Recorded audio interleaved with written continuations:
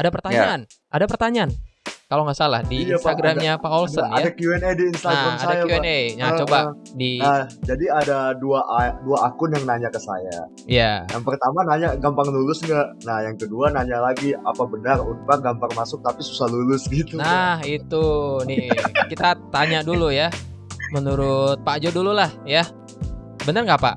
Masuk Unpar tuh tinggal USM atau nanti kita ada UTBK juga ya untuk menerima skor UTBK. Tapi kayaknya kok keluarnya susah ya gitu ya. Kemudian susah nggak sih untuk keluar jadi sebagai sarjana ya? Karena kan keluar itu kan ada banyak arti ya. Keluar sebagai sarjana, keluar tidak sebagai sarjana gitu ya. Nah, menurut Pak Jo dari stigma kayak gitu bener nggak sih masalah susah atau gampangnya gitu? Wah, kalau di ngomongin susah atau gampang, saya sendiri ya, untuk masuk sendiri nggak bisa diukur susah atau gampang ya. Tiap orang itu sebenarnya beda-beda. Seperti tadi kata Pak Kris, ada PMDK, bahkan ada PMDK gitu, jalur undangan. Ada USM tinggal tes. Nah, tapi untuk saya sendiri waktu itu kebetulan karena saya tingkat 1, jadi ada PMDK jalur undangan waktu itu karena kebetulan baru buka ya. Nah, untuk masalah keluarnya, ada memang banyak orang yang sebut Unpar itu salah satu kampus yang susah keluarnya, bukan keluar lulus maksudnya ya. Iya. Nah, untuk lulus sendiri itu tergantung orangnya lagi ya, apakah dia sebutannya bukan rajin ya, jadi konsisten gitu apa yang dilakukan selama di kuliah, apakah dia tetap mengerjakan sesuai dengan jalur yang tepat. Nah, kalau leha-leha malas-malasan ya wajar aja kalau lama keluar gitu. Ya lebih ke pribadinya sendiri sih. Tergantung gitu. Mahasiswanya ya. Oke. Ya tergantung mahasiswanya. Menurut Pak Ali gimana Pak? Karena kan kayaknya ngurusin TA sejak tahun 2019 sampai 2021. Adalah Pak 3 tahun Pak, 6 semester Pak. Nah ini ngelihat dari selama TA kayak gini, bener nggak sih susah gitu ya? Sampai 2 semester loh untuk kerjain TA.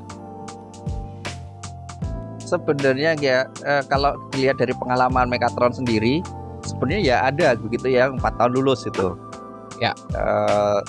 Sesuai rencana begitu ya, memang standarnya 4 tahun. Ada juga yang 4,5 jadi nambah 1 semester. Itu ada juga.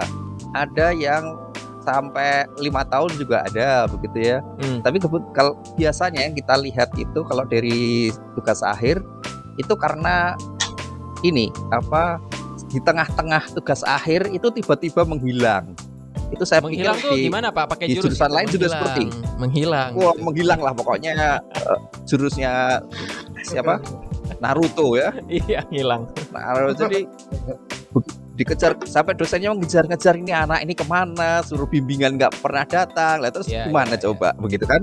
Ternyata ada masalah apa gitu di keluarganya atau masalah apa atau gitu memang kan. Dia biasanya mentok ngerjain TA-nya kan. Ya susah gitu ya. Nah, gitu. Dan nggak mau nanya gitu. Jadi sebenarnya iya nggak mau nanya gitu kan, padahal gurunya dosen pembimbing itu kan membimbing ya. Ya. Jadi harusnya tanya ke pembimbing, jadi solusinya bisa dikasih pembimbing. Oke, gitu. Jadi tergantung mahasiswanya ya. Nah ini Olsen nih, co-host tapi saya tanya juga ya. Susah nggak sih sebenarnya ngerjain TA tugas akhir ya? Tergantung apa yang mau kita rancang sih Pak, kalau menurut saya Pak. Ya oke. Tergantung apa yang mau kita rancang dan kemampuan kita dan proses bimbingan kayaknya ya. Banyak Pak, faktor. Iya. Kalau bimbingannya malas-malas ya itu susah juga Pak. Iya, jadi kan sebenarnya kan kembali lagi pada kitanya kan ya. Iya, seperti tadi kata Pak Jo dan Pak Ali juga ya. Gimana? Pemilihan topik. Betul. Kalau topiknya kita dan kalau topiknya kita suka, ya kita suka gitu mengerjakannya. Tapi kalau topiknya kita cuma ikut-ikutan, wah itu malah biasanya susah ya, gitu. Karena dia pikir tugas akhir itu seperti tugas kelompok ya, satu kerja kelompok. Padahal kan nggak gitu ya.